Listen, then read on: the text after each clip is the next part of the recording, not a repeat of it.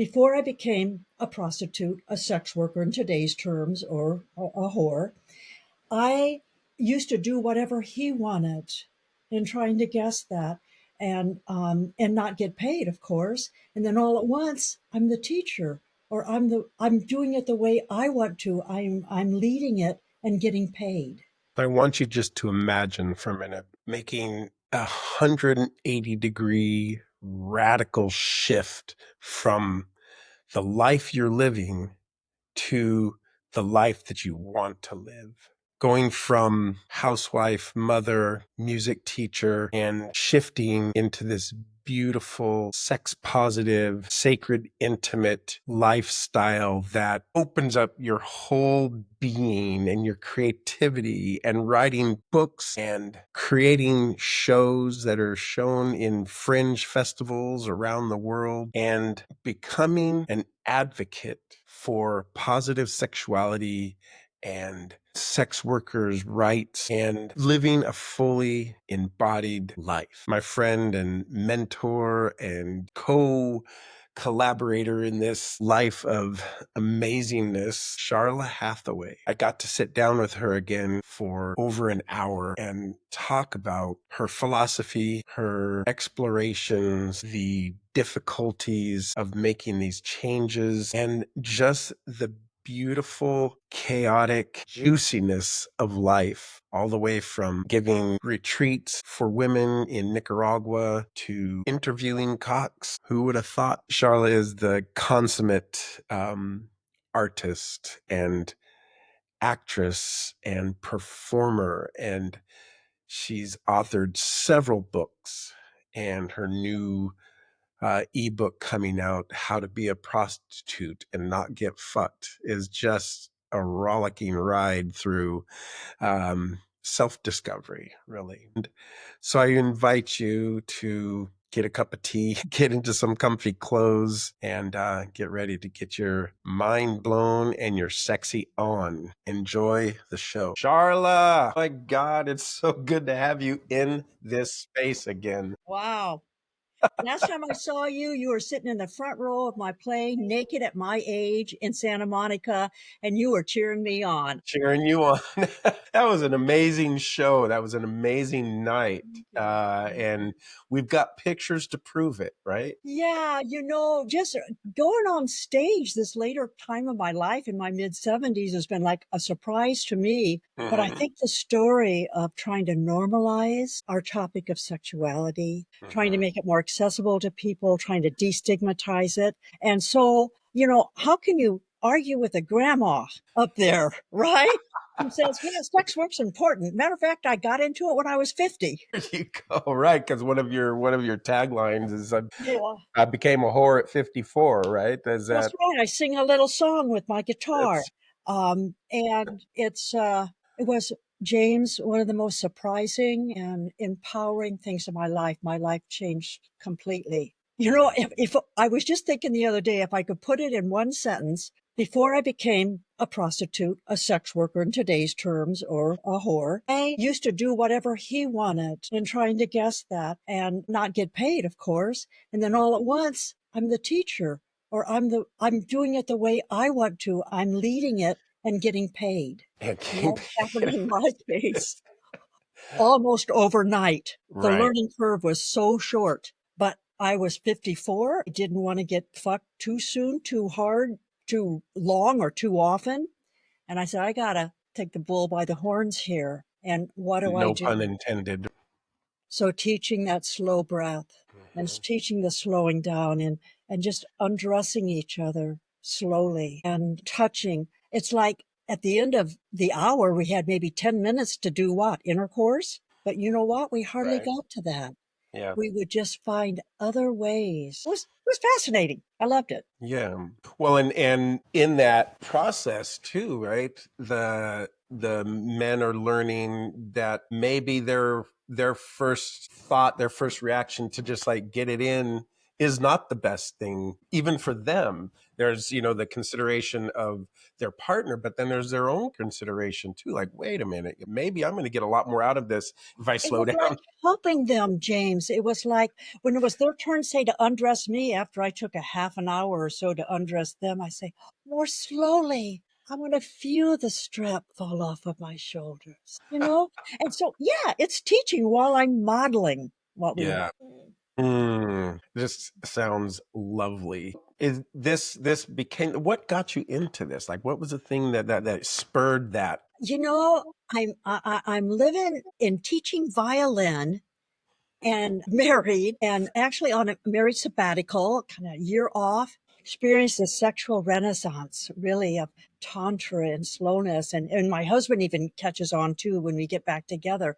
But as it turns out, the marriage is ready to be over. And when I moved to Austin, Texas, I don't want to teach violin or even write for the newspaper anymore or Mm, even substitute teach for $10 an hour. And I read that ad, be an escort. And I know if I don't make that call, I'll regret it the rest of my life. mm, And I mm, think at being my age, I was able to do it on my terms. And I was only in the agency really only a few months mm. before the Blue Bonnet Madam of Austin, the sexual healer, one of my clients turned me on to and said, "Hey, man, you got to get a hold of this lady. I'm going to massage your feet while you talk to her on the phone." And Wow. so I told her, I mean, who's gonna give up I that love my clients. invitation, They're the right? most wonderful thing in the world. And she says, "Well, honey, do you want to see better clients, more clients, and make more money? Then you get out of the agency and you Mhm. make your own website. Only has to be 3 pages. What you do, who you are, who you want to see, learn how to use the telephone, come and see me." So I did. And from the very first day, I learned that I learned that sex can be me. I can be me while loving you. And I had free time. I made good money. I could buy a house. I could still play my violin. And, James, I think people have it wrong. They think, prostitutes, oh, they're all streetwalkers or victims of trafficking, whatever. No, they've even studied it. Almost all sex workers, great majority, are people who economically choose it for a Mhm. variety of reasons. And it's consensual and it's adult and it's by choice and should not be criminalized. Well, that's another piece that I want to go into. But before we do that, I wanted to ask you. You went into this partially as it sounds like as your own liberation, your own connection. When did it switch, or how did that switch go to where you became more of an educator? I mean, you've been an educator, you were an educator, it sounds like for most of your life, and so it seemed like maybe that was a natural thing, or it just, how did that happen? Yes, I wanted James to have some credentials hanging on my wall over my massage table. I wanted my clients Right. to take me seriously, right? And Joseph Kramer from Body Electric, he happened to Hmm. see my first little website, which isn't anything like charlahathaway.com now. My website, much more educational. Before it was just kind of enjoy being with a goddess and learning to breathe and Right. feel your body in a new way. Well, Joseph Kramer saw that. He invited me to be what turned out to be the second class of sexological body workers in Oh. California. And at first I said, "Oh, Joseph, I don't know if you want me because I've been a prostitute." And he says, "Perfect. You're going to have some great experience." And so, yeah, sexological body work. And eventually, I became a surrogate partner education and eventually getting my PhD from the Advanced Study of Human Sexuality in San Francisco, writing a couple books. And it was my life. We're educators, you doing Mhm. your podcast series here, which is so wonderful, so needed. And being Thank a you. man doing it, wow. So yeah, we're educators and we can take this field of sex education that's been like swept right under the rug. Whoa, terrible, and make it more normal and destigmatize it and make sex education and sexual health is healthcare. Right. Yeah. Yeah, I mean, that was, the way you and I got connected was through Susan Kay, who I previously interviewed and who, you'll see her interview coming up soon. But by the time this comes out, it'll already have dropped. So, but, she sort of that consummate surrogate partner therapy educator coming out of Masters and Johnson and whatnot. And I know for myself, similar to you, I got into this work in part to liberate myself, to have a deeper understanding. Like, I've been a sexual person my whole life, but how do I do this better? What are my hangups? How do I communicate with other people? How do I communicate in my relationships? And it just led me in down this long path, which eventually led me to meeting you in Austin a few years ago. And it's just been a beautiful. I remember that coffee at Joe's, Congress Avenue in Austin. And I was so thrilled to meet somebody of your quality, Thank you. of a man who, because this is a tricky field for women and super tricky for men. And if you can hold down that integrity, which I know you do, it's a blessing. It's a blessing. Clients that are men too, how does that work for you? How does it work being a man in your field? Well, this is not my interview. I just want to remind you. Okay, just quickly. This is about you, but I have worked with men and it is a very different thing. And a lot of my work is actually around the consent work, understanding like the somatics of the body, why you would want to slow down, like what's actually happening when you do that, and what are the the benefits out of being more sensate aware, and how that translates into your lovemaking with your partner, or with even into your community organizations and the way you are with your family. It's all part and parcel. One of my things is I feel like most of the woes of the world that we are experiencing now in modern times, it can be traced back to our really dysfunctional relationship with our erotic creative natures, our sexuality, and the unacceptableness of it, the sweeping it under the rug, the infantilizing of it, the sexualizing or hypersexualizing of touch and all of those kinds of things. So my work is to like yours is to destigmatize and to and this part We've of been our so lives and who we separated. are. Yeah. We've been so separated from that, and yet it's us in our body. And I notice, really, you think I'm a sex teacher or I'm a body practitioner, there's going to be a big orgy or whatever.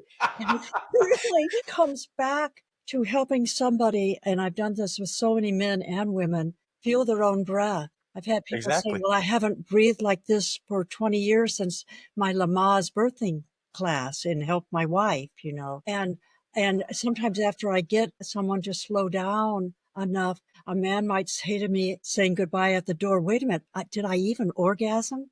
I don't even know.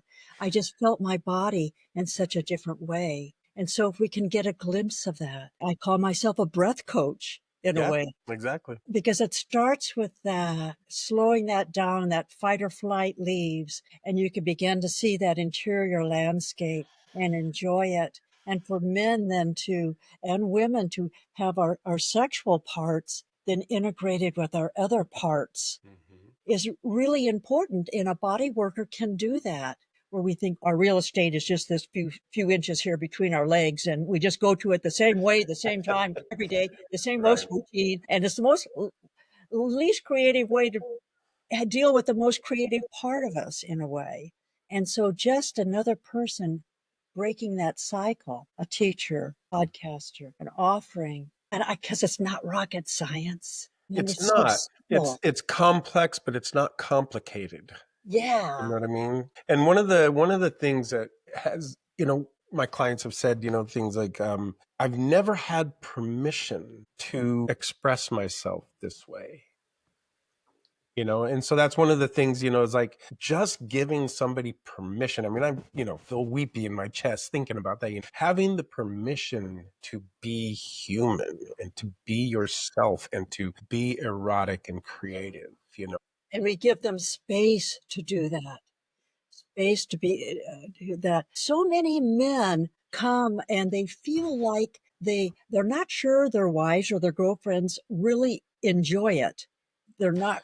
really. And so when I get them there and they get them playing the Betty Martin 3-minute game, I'm sure you Right. use it Yeah. too.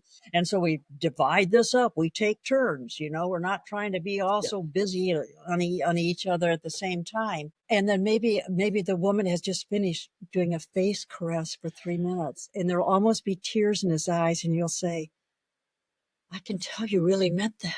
You really wanted to touch me. And for men to know that deep inside that we do desire, and you got to give us time, got to give us some space to do that. Or if you're pouncing too fast, it's not going to happen. But for men to come across that idea that they are desirable and valuable, and somebody does want to explore them on their own terms in some ways. It's really cool. It's really good. I mean, one of the things that you said, is good lovers are made, not What's that again? good lovers are made, not born. And I've had this question. Maybe you have had it too, where it's like, why are you teaching about sex or sexuality? It's like just normal. All you do is, you just do it, and that's Go about behind the it. bar. And as long as you're okay, as long as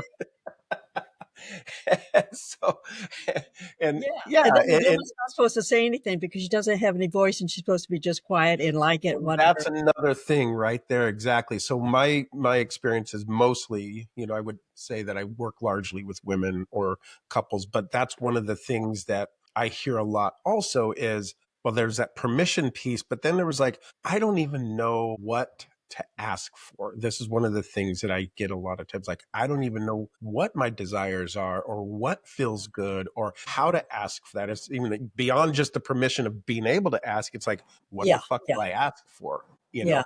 So that's a lot of it too, is helping people come to an understanding of what it is they actually like, what they actually Well, that's desire. huge. That's huge. And it's not only huge in women, it's huge in men too. Perfectly. And how Yeah. often have we been sincerely asked? But well, we can ask and say, well, everything you do, honey, is fine. And you know that that's not a real answer. How do we get to the real answer? How do we really become that vulnerable or that intimate that Hmm. we allow somebody to really know? And, I do a bossy massage sometimes Hmm. Yeah.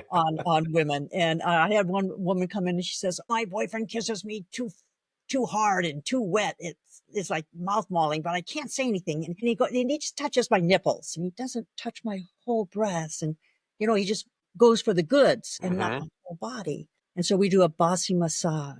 But she says, I can't tell him anything. I don't know what to say. So Right. the bossy massage, she sits there and she has to decide how I touch her. I only do it for a minute or two. And then she has to come up with, oh, touch the back of my neck or otherwise I do nothing. And so I think, the actually practicing and giving people the space not to know, and then the encouragement that that's okay not to know. None of us have researched our desires very much. We've all been told what we want is wrong. No, you don't want the hot dog, honey. You order the hamburger, right? You're a hamburger girl. And so we get to distrust our own internal compass. And I feel desires are our highest intelligence. Hmm. Yeah. They lead us into a life of wonder, and they are who we want to encourage, let percolate up, trust, value, and finally maybe express. And it I is, love how you did that. That's just so, yeah, exactly. I'm still working on it. Okay, James. Also Which go, is oh, amazing, right? is my hair okay? And so it is. It's a process. And I think that's the best that some of us older folks can tell the younger people. I get asked a lot, does sex get better as you age? Well, that leads me into another question I had for you, actually. It's like, how has aging shifted your sensuality or your relationship to your body? Like what feels most alive or more alive in you now? My dad said the hardest thing I ever did was age. And aging is a hard job. We have to do it because that's the only other way. But I would say that sexuality is like anything else in aging. Are your families better? Are your relationships? Is the way you look at the world? Is the way you're ready to be dynamic politically? Or what, how are you engaged? And your sexuality is going to be in that same kind of measure. Mhm. Or if you're getting crusty and, separated, then you're probably not going to have a good time sexually Right. either. But I'd have to say in my mid 70s that I have still a lot of interest, not as much. My orgasms are wonderful, not as strong. I enjoy them. Well, not often enough. Sometimes partners are harder to find. I'm not paired right now, so I am on a couple of dating sites. I do love dating. I'm writing a little book on that. I think it's a great way to be yourself for even an hour in a coffee shop and to practice those being me while being you by talking. Yeah. Yes.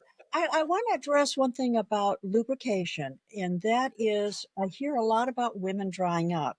That hasn't happened in my case, and I'm not going to try to sound like I'm special, but I think what's helped me a lot is my panties don't come off unless I'm wet. I have the bumper sticker. Yay!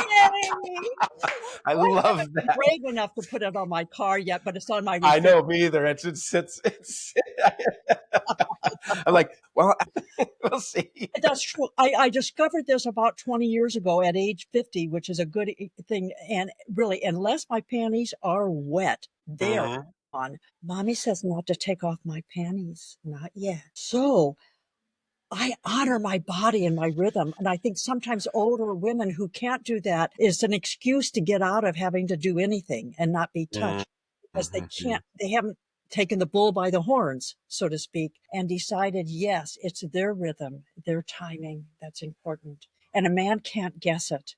They have to Right. have the responsibility of saying. Exactly. And it's really, I mean, I think that's an interesting point that you're bringing up. In physiology or in our bodies, we can actually, I'm reading about this right now, learning about it with sleep.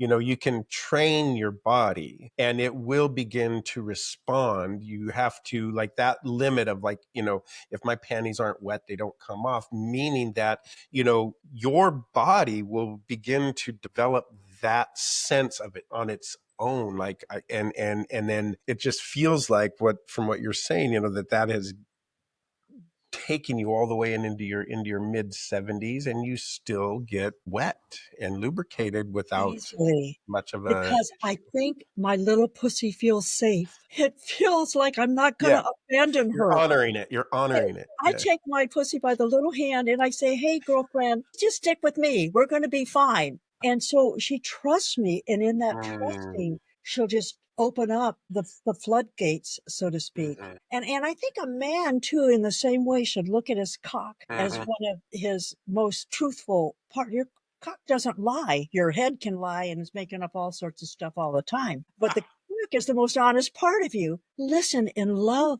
that little critter, if you don't mind. But it's maybe telling you that mature sensuality is different than what you used to do. And the old, just penis hard, predictable, all the time driven sexuality is Mhm. needing to make way for a new era somehow. And that if you again would befriend, a man would befriend his cock, like I'm befriending my pussy, that's Mhm. a good start because my gosh, you share the same house, right? That's a good reminder. I can tell you that I have not been recently taking enough time to befriend my cock and my body in general. I know I've been really focused on getting this thing done, and I've kind of, yeah, it's time. Thank you for that reminder. It's time to reclaim that Take piece. your Thank cock you. out for dinner, tune in, say, hey, you've been behind me, down underneath me all the way. Served me well for many years.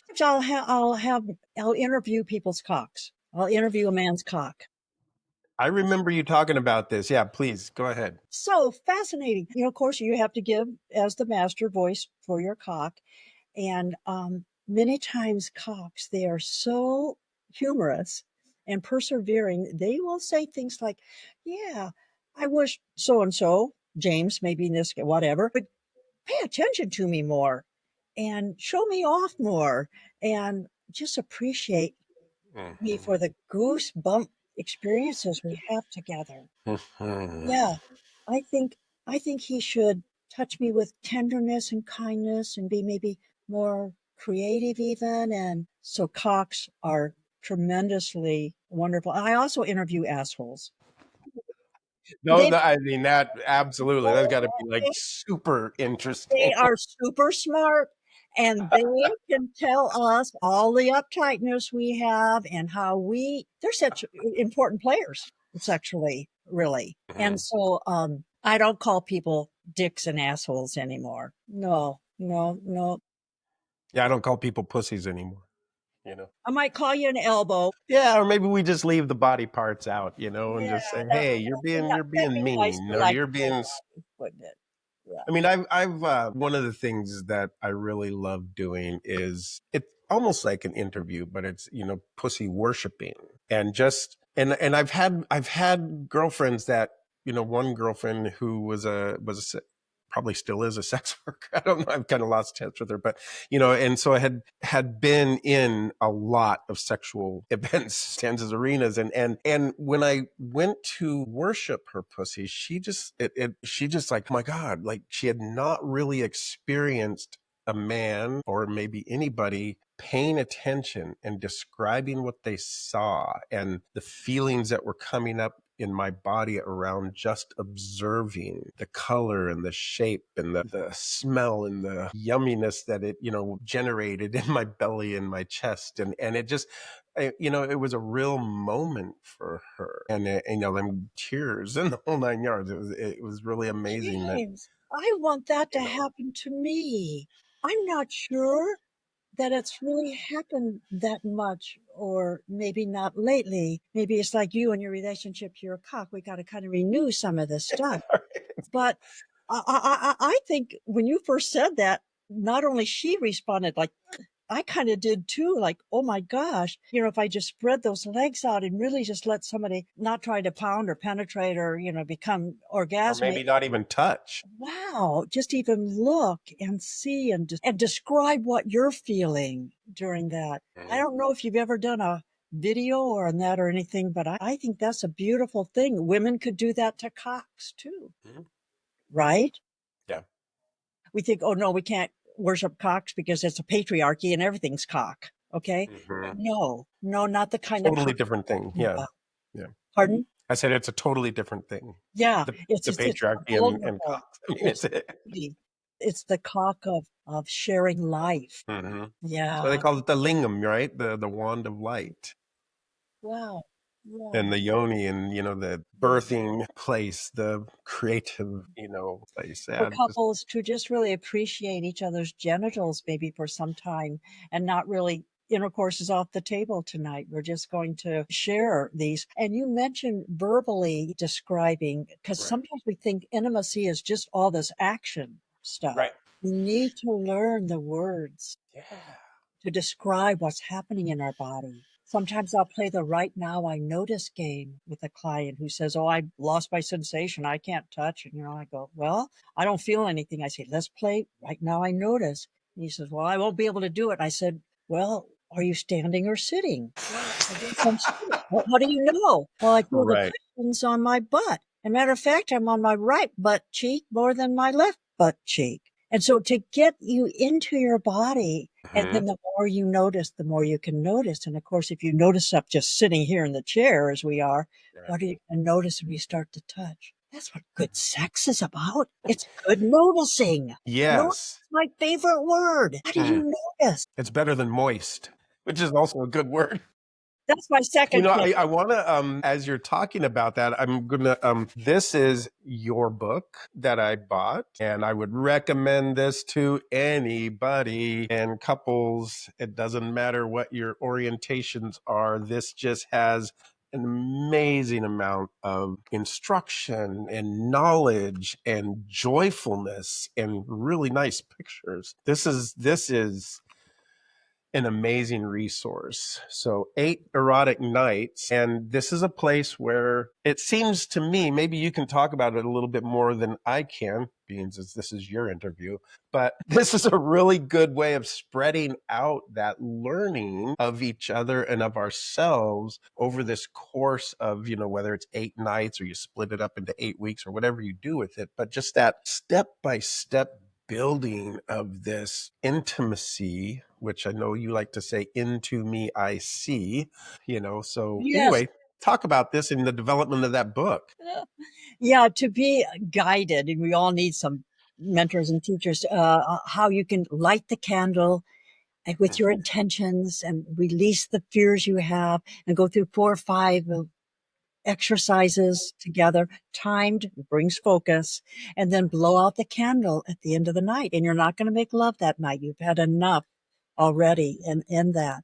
And so I enjoyed writing that book a lot, along with erotic massage, which has that Right. taking your time and your breath and taking face caresses and front caresses, back caresses, tantric foot, taking the body, That was not another book you wrote, though, right? The erotic erotic massage. massage. Yeah, exactly. Yeah. I don't unfortunately have that with me, but Both are available on charlahathaway.com, my yeah. website. And yeah, so the way to meander and to make love with your hands. We don't have to be erect all the time. You got lots of little Yes. penises that can do that.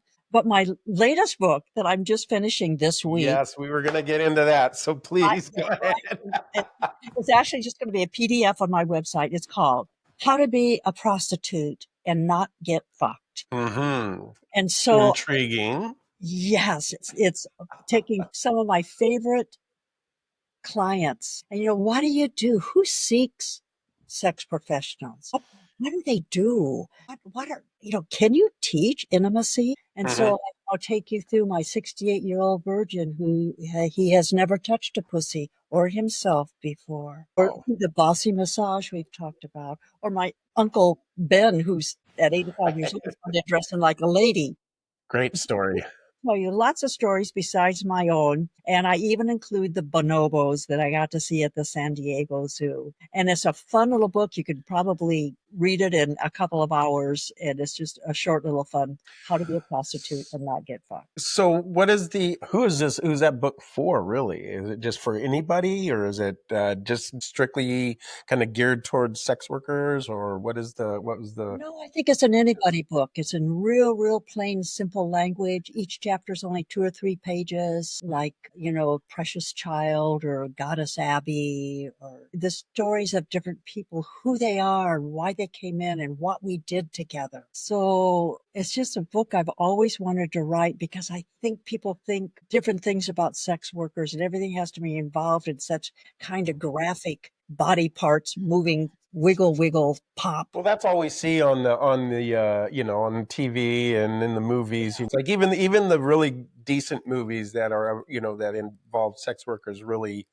have a lot of that in it. Yeah. And as 99% of whatever it is you're doing with somebody has almost nothing to do with the actual act of intercourse. Isn't that the truth? That's the surprising thing of, I don't know, just bringing back home our sexuality in a Hmm. way that isn't sensationalized and departmentalized out there, and owning our bodies Criminalized. in a very comfortable way. So, well, first off, and we'll drop a link at the bottom, in the description. But when is that book likely to be available? It's going to be available before I go to Orlando for the Fringe Festival with my play, Naked at My Age. So it's going to be available by the end of May. So right about the time. Yeah, good. Yeah, Yeah, the interview comes out. And I would also love it, James, if you put in the link to my Patreon, because will I do. every month give you little tidbits of senior sensual wisdom. And maybe I'm on the beach with a scarf running naked, Mhm. eating a peach, or reciting a poem. I Naked give you all yoga. something just to delight yourselves. And I am so excited. My Patreon is just growing and growing. I think Excellent. there's a market for people who can talk about sex with maturity and comfort in their later years. Yeah. And I'm try to step up to that. Well, I just have to say, I went on your Patreon the other day, because I had become a member, but for some reason it says I'm not a member anymore. So I don't know what's going on. I'm going to have to go. We're going to have to talk about that.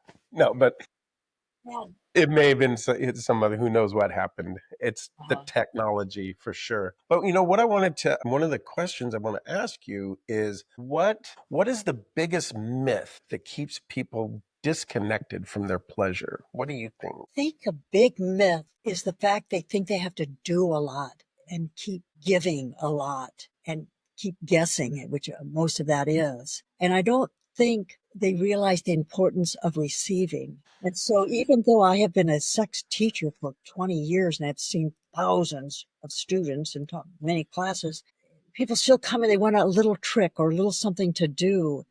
And I turn the tables and I teach them how to receive. Mm-hmm. Because I don't think you can give until you can receive. And you can only give to that level of intimacy and vulnerability that you're willing to receive. So I guess the myth is that it's all about giving. And we all need to learn to be receivers by, as we have said, loving our bodies, having conversations with our bodies. Right Right. now, I notice in my body, use the breath in my body. Because if we come from that space, then we feel safe with other people and people can feel that. But if we come from this, I got to do her, I got to do her right, or, oh, he's not going to get it right, I don't think, or whatever. Thinking is kind of about the other person. We have to bring it home. That's all we really have is our home. Yeah, I mean, I tell people, if you want to have better sex, get better in your body. Like find out start there immediately. I mean, that's the first thing. If you want to have better relationships, better sexual, relationships, better relationships with your kids, your family. It's when I can notice, like you're Uh-huh. talking about, what's happening in me and allow that wisdom to inform my next steps, it just opens up a whole wide world, a whole array of possibilities that aren't there when I'm going like, I've got to do it this way. I got to do it right, sort of perfectionism. But one of the things that comes to mind though, because I know we both have studied with Betty Martin and, the giving and receiving. And there's difference between different kinds of receiving. Like, you're receiving just because somebody gives you something, there's that one kind of like there wasn't any consent in that. There wasn't any choice in that per se. Somebody just, here's a gift, enjoy it. Or, there's that more open receiving, like your receiving is almost a gift for that person. That's another sort of distinction. But can you talk about that a little bit more? I think you have more experience in that even than Yeah, I I do. love the way our mentor, Betty Martin, kind of divides up and has somebody just do one thing at a time, one directional touch. And I call it for me or for you touch. And so when it's my time and it's for me, I could have you, James, brush my hair or touch the skin on my neck. I could do something on my body. I could paint on my I'll do body. it. Okay. I got permission. Did you know? And the other thing I could do on my turn for me is to go, I would like to touch your beard. And I wonder if the hair that's darker on your beard than the lighter hair, I wonder if there's a difference in texture. Mhm. And oh, I would I'd love to touch the skin on your cheek. So I get to paint on Yeah. you. So my turn is actually kind of two-folded like that. I could have you do something for me that I want, in which I fine tune and make sure I get it exactly. My Mhm. hairbrush, not foo-foo. I like it deep and whatever. But when I get to touch you, as long as it's okay and not annoying, I get to do it. And then, of course, when you have that turn, you have two choices too, me to do something on you or whatever. That's a may I will you game that may May I I touch will you, you? will you? Yeah, I use that all the time. And people, I don't know Such a who great will one. be watching this podcast, but that's very important to know who the touch is for, or it's for nobody in a way. Mhm. You really got that. And then when you know who the touch is for, you can just wallow in it and get Mhm. deep, deep into it. So that idea, Wallow. I really like that. I'm a visceral person. It's like, a hog in slop, or yeah, I think of like water buffaloes, getting into the mud and moving. It's just like that visceral yeah, fecundity that just comes through that kind of visualization. I like your visual. I got the pigs in the trough right now. Yeah. And I teach my clients, be a piggy little taker. Mm-hmm. When it's your turn to, if I'm going to take my pleasure and I'm going to unbutton your shirt, I'm going to do it for me, just at the rate and the time and the way I want to do. I'm going to be the piggy little taker. Right. Not be afraid of that because I've gotten permission. It's all within the umbrella of consent. And so Important. Yeah. to me, when we talk about taking pleasure on another person, we're so afraid to do that because, oh my God, are we harassing, raping, taking, stealing? No, we've got permission. And Mm-hmm. somebody can change their mind at any moment. Oh, I thought I wanted the little kisses on my neck, but that bothers me. No, no, thank you. So when it's under that clean, strong umbrella of consent, taking pleasure on another person is really hot. Well, I want to go back to that. It is hot. It's hot as hell. And I mean, if you believe in hell and that it's hot, it's hot as the sun. It's juicy and one of the I had this experience actually. This is I was taking a Betty Martin training and we were doing that and this person wanted to have my shirt taken off and then just hold me from behind as far as I remember and just have me leaning back in and I agreed to that. So we're coming into this place where you can change your mind. And something happened in that little exercise where my body just kind of went, fuck no. And I didn't listen to it and I didn't say it. And it was a huge learning moment for me that really drove me back to some early experiences in my life where I didn't have the ability to say no, or didn't feel like I had the right to say no, or didn't have the know how to ask for what I needed and know that I could say stop and things would stop. So it was a really powerful. So, teaching our clients or in, a relationship with somebody that your ability to say no, even in the middle of something, is one of the most important things that you can learn. And to just say, please, actually everything's going to be better. I'm going to be more turned on. You're going to be more turned on. The whole thing. If you know how to say no, really know your no's and trust your body. This goes back to all this stuff we were talking about. It says things Thank and you. you have to learn how to listen and trust it. Thank you. Thank you, James, for that. Thank you for that graphic thing of even just when that hit you. And I think we've all had that experience of it's a no, but I can't say it. Like we're taking care of somebody else. And it is a really important thing. And I've learned, I went to a cuddle party with a girlfriend and I noticed she said no to me and she said no all night to everybody. And after the cuddle party, I said, why all you said was no all night. She says, yeah, I've been a sex worker for about 5 years and I felt like I've had to say yes to a lot of things. And I just got to practice no tonight. And so it's actually a practice thing. And our Mhm. body, when we do actually stand up for our body and express it truthfully, there's a little like, hooray for you, Charla. Hooray, you did it. And there's that thing that how can you trust somebody's yes until you've heard their no? So no is probably one of the most intimate things. And we come from that time of childhood where we weren't, sit in that seat, kiss your aunt, hold your buddy's hand. We were ordered around like little toy soldiers. And if we Mhm. still think that somebody can take our body and tell us what to do with it or put it, we're not adult creative players in the bedroom. We have to become adults, Mhm. own own our body again and own our no. It's such a beautiful thing to share with somebody. It brings something else up in that, and I imagine you've run into this quite a bit, people that are traumatized in some way. I mean, trauma is a funny word because I think it's getting overused in our culture these days, but there is real true trauma that happens to people. And it feels like when we dive into our sexuality, the erotic natures, that really deep traumas have a tendency to arise in that space. And what's your experience around? Yeah, I actually think we're all traumatized Mm-hmm. sexually in our culture. It's been something that has not been taught well, and we have not arrived at it well, and we've gotten all sorts of family communal reasons that we can't own it in a wholesome and big way. And obviously, yes, you're totally right that we know that there's degrees of trauma. And I've been lucky not to have much in my life. Maybe that's why I could do what I'm doing in a way. I have had, I actually don't know a lot about my clients' trauma sometimes because I deal so much with the present moment, them trying to just at least get those tools of the body to be present with themselves. And maybe if they couldn't do that, if there's such a big trauma that couldn't, but usually they can do that. And then they've come away at least from an hour and a half session of experiencing their body in a different way. And maybe that can help inform their trauma.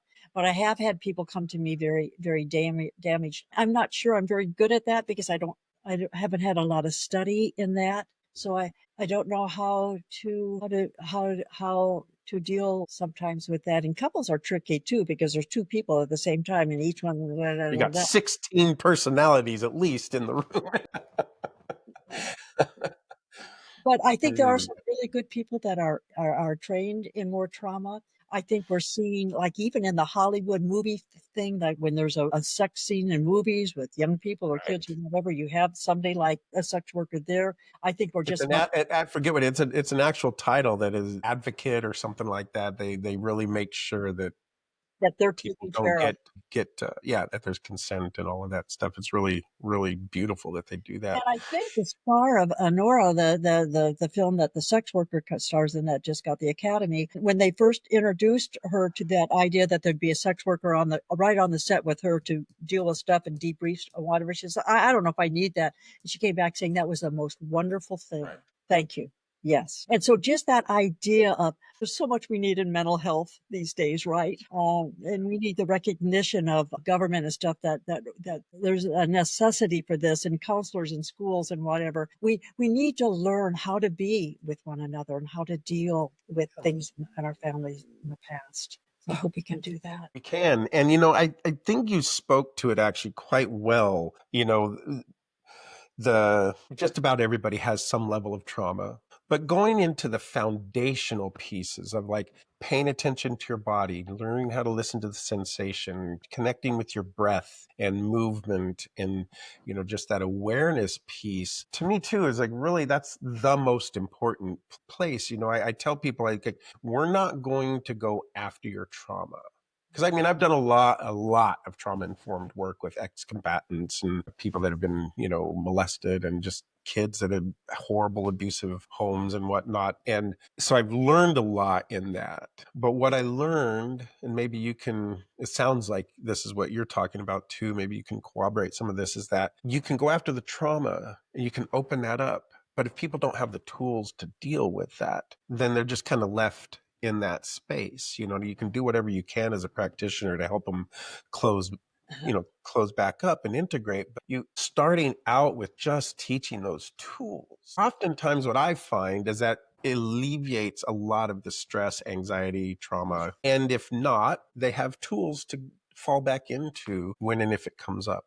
It sounds like that's what it is for me, but I don't know what your The experience with that. tool you're referring to of getting back into your body. Yeah. So when I have a client come in and we're sitting on the back jack chairs, on the floor, workshop style, and butt to butt, heart to heart, head to head, I like that.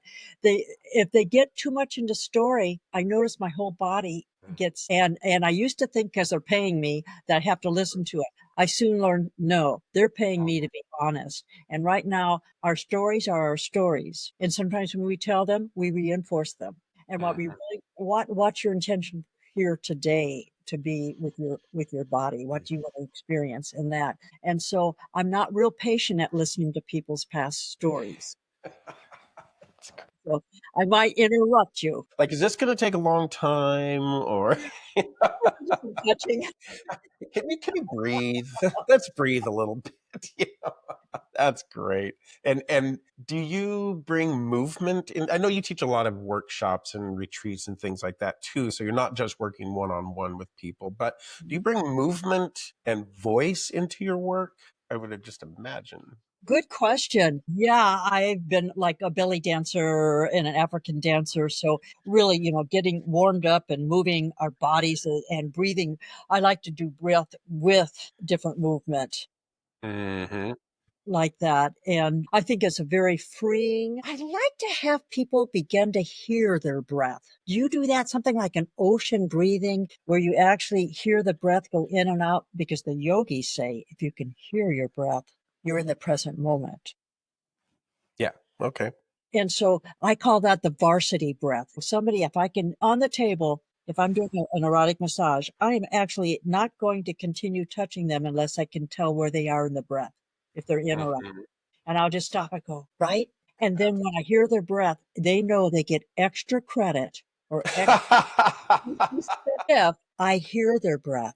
And I'll Wow. model that go right to their ear. Ah. And then if they sigh and I can feel the vibration on their body, they're top on my list. And Mm. so yes, our erotic tools are basically the breath, sounding, and movement. We can get more of those involved. And we get to decide how deep each breath is, whether we make sound or not, and whether we move or not. That's our decision with every single breath of our life. Period. You're modeling that so good. I can't tell you how many people I know that are just like that. Yeah, we could do that. We could do that. And then I do a massage like this. Yeah, That exactly. doesn't work. No, my clients, I'm basically a breath coach almost first and foremost. They have Yeah. to be breathing big. If they're not in that breathing, which I call it ecstasy breath or X outside of stasis, status quo, if they're not ecstatically breathing for me, they're going to leave at the end of an hour and a half and say, well, she was all right. And if they're breathing ecstatically, they're going to go at the door with our little 2-minute share backs, whatever we do. They're going to go, I've never been touched like that when I was breathing big, Yeah. and they're going to go like, nobody's ever touched me like that before. That's the difference. I'm going to make sure that I'm on that side of it. That's amazing. I can really appreciate that as I started out as a body worker, just therapeutic body worker. And so yeah, helping people get back into their bodies is really And I such don't a know why powerful massage therapists, James, don't do that. No, not really. No, it's just kind of a call it well, it's not a rub and tug, but it's a fluff and buff. You know what I mean? It's just like we're just gonna spread some oil on your body and make you smell good, and you're gonna get off the table. And I fantasize teaching a big 200-person hall of therapeutic masseuse and teaching how yes, to well, breathe. let's do that. Let's do that. Let's do that because I would they love to. the most popular masseuse in a competitive field in their town, no matter what. If they just almost Absolutely. just or sensually modeled it and done and go like, want to feel, I don't see your, but can I see your breath on your back? Just to really Exactly. get them to breathe. Let's do a workshop. I was really lucky in my very first training, and that was exactly how my mentor instructor taught was that combination of breath and touch and bringing people into their bodies. So I was really really lucky to get that right off the bat.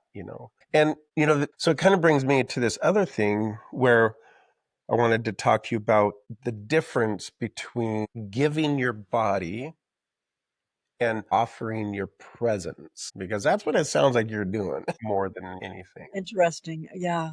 And how actually offering our presence is our highest gift. That's offering where we are at this moment in time to another person is such a beautiful massage presence.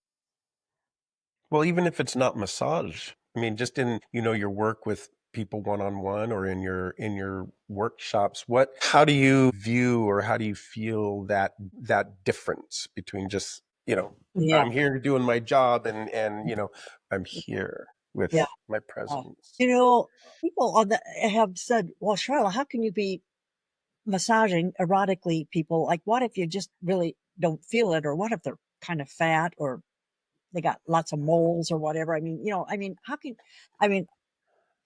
you do it?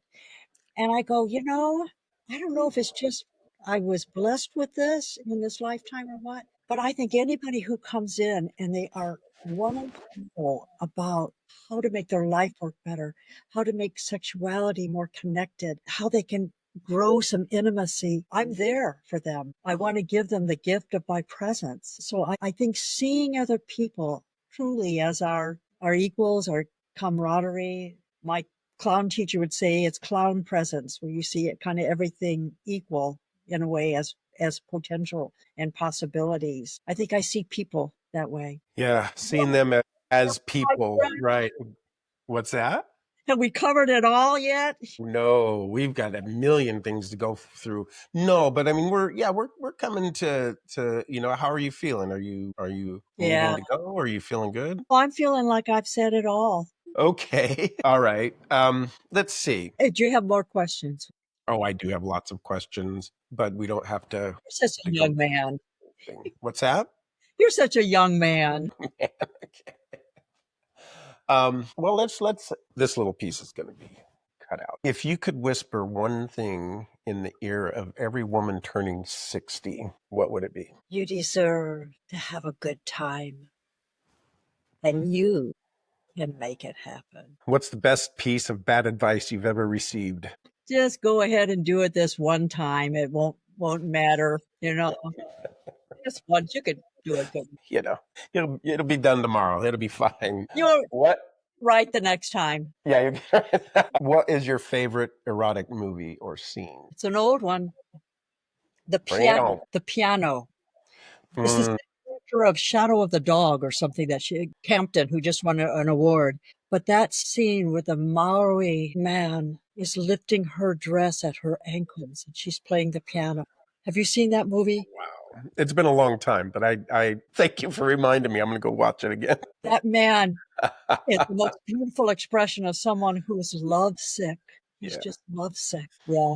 I'll never forget that scene. Well, I'm definitely going to go watch that movie again. So that got me a little going. Yours.